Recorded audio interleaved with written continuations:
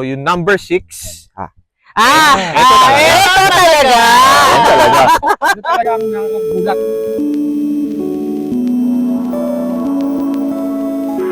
Welcome to Tropa Tales. Topic natin ngayon ay culture shock dito sa Australia.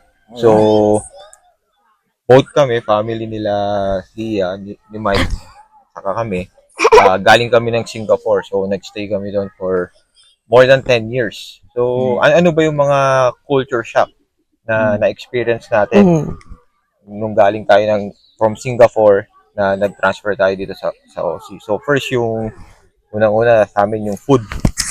So, pagdating sa food, actually medyo mahal siya, may kataasan. Hindi, mahal talaga siya. Kasi from mga $4, $5 na mabibili mo sa mga hawker, 'di ba?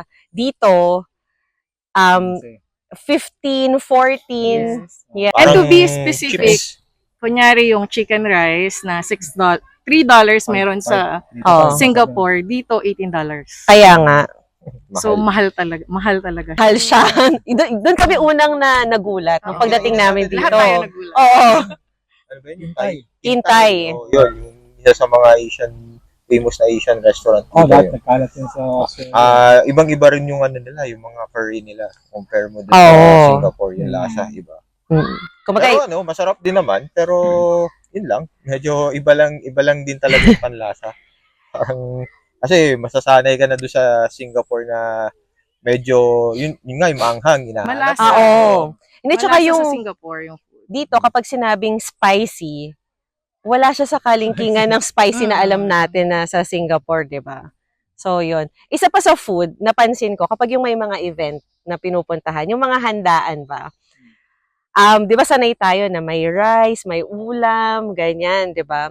Dito, nung nag-attend ako ng mga, event, kainan, ganyan, ang pagkain usually mga wraps. Diba? Finger Sobrang foods. western, finger foods talaga. Yan, Finger sandwich, foods. salad, fruits, ganyan. So, medyo yung expectations mo kapag pumunta ka sa event, kumain ka muna sa bahay siguro.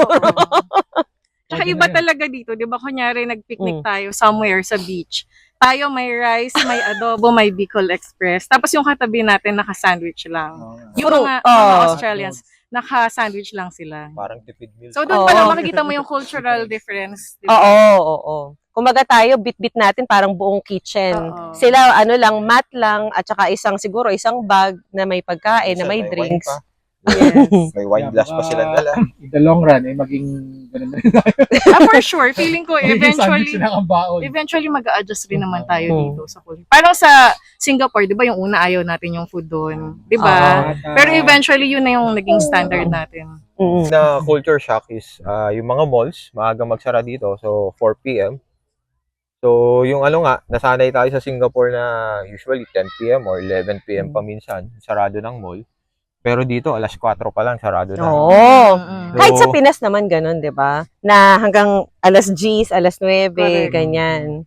So kasi talagang culture shock. usually, ginagawa natin sa SG, di ba? Pagkatas ng office, parang additional relaxation yan eh. Parang yung nag-unwind ka lang ng... Window shopping. Oo, window Ganyan. shopping. Pero Ayun din- nga, spend time with the family. Oo. Tingin ko ganun yung purpose bakit ganun kaaga mag-close Yan yung talaga, mall pinaka-main dito. purpose siguro. Talagang ganun talaga. Yung third na culture shock na na-experience. Actually, hindi naman siya masyadong culture shock. Parang medyo nanibago ka lang dun sa friendliness ng mga Australians. Kasi, mahilig silang mag-small talk. Tapos yung kahit hindi mo kakilala or kahit kakilala mo pa lang sa office, talaga sila yung, hi, how are you? Ganyan. So, kaya kailangan lagi kang may naka-ready na response na, good, thank you. Ganyan. Thank you. Yeah. I might, Not too yeah. bad. Yes, and even sa grocery, kunyari magbabayad ka sa cashier, laging meron yung goodbye nila is, have a good one, or see you later. Cheers. Cheers. See you later. So normal yon na ginagawa dito. Sinasabi mo yan sa mga taong nakaka-encounter mo. Yeah, so imbes na hello or hi, gagawin nila, how you doing? How are you? How are you? Yun ang- Generally speaking din, kahit yung sa dito, halimbawa nasa park ka or basta parang casual lang sa kanila na magay. Parang babatiin ka, and Or good morning, minsan how are Ang you? weird na culture shock namin dito is, normal dito maglakad ng barefoot.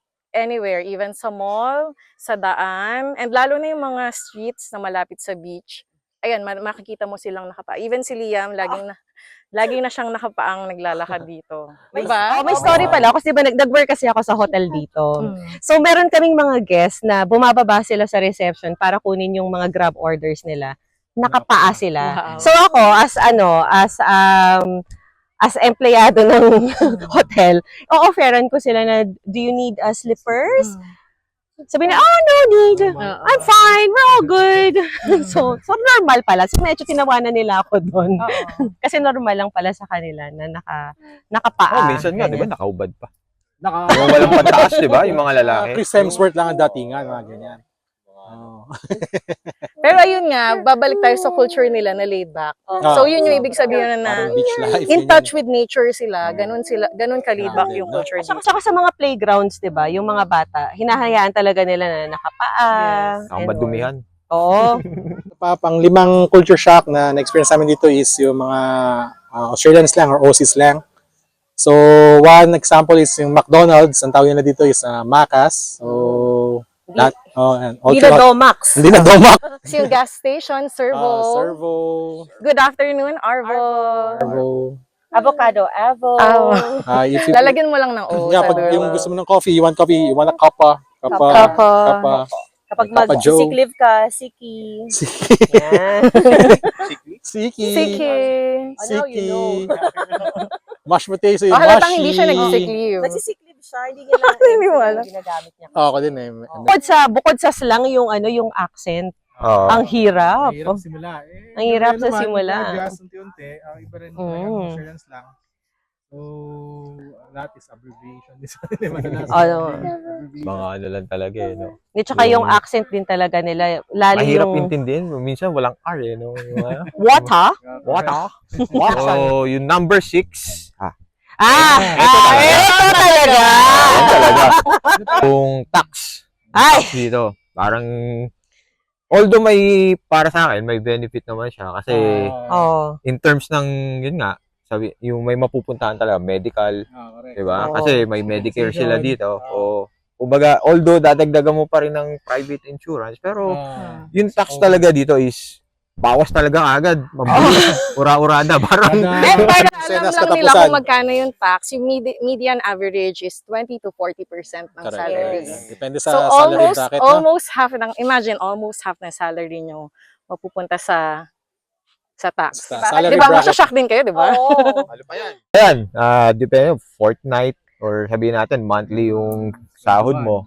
40%, kasi- kaltas ka agad yan. Nasanay kasi tayo sa Singapore na buo mo nakukuha yung sweldo mo eh. Tapos, nakaano pa, installment pa. Installment pa. Hindi ganun siya kataas katulad ng tax dito. Maliit lang ang tax sa Advantage Oo. naman. Wait, dahil- kasi sa sinasabi nga ni Andre, actually, nakikita Nakita mo, natin. nakita Yun mo. yung maganda dito, nakikita natin na yung infrastructure, sobrang ganda, di ba? Tapos malinis yung bansa dito. One example is yung na-hospital si Liam. Isa pa yon, medical Na- benefits. Yon, medical benefits. Pumunta kami ng hospital, emergency, pumasok kami, pumirma lang, pinakita yung Medicare card. Umalis kami, ni Singkong Duling, wala kaming iniwan. So sobrang shock rin namin. Naghihintay kami. Ilang beses namin tinanong yung nurse, pwede na ba kaming umalis? Oo. Are you sure? Kasi parang, na-hospitalize si Liam. Tapos, lalabas lang kami. Wala kami Oo, babayaran. walang bayad. At meron silang mga follow-up dito via online. Meron sila tinawag na online nurse. After discharge, ipa-follow up ka ng hospital na kung ano nangyayari na sa'yo. So, maganda talaga. Actually, 6 lang yung nabanggit namin. Pero, syempre, marami pa talaga na culture shock na na-experience and may experience pa namin along the way. So, kung meron din kayong own experience ninyo na gusto nyo i-share, comment down below.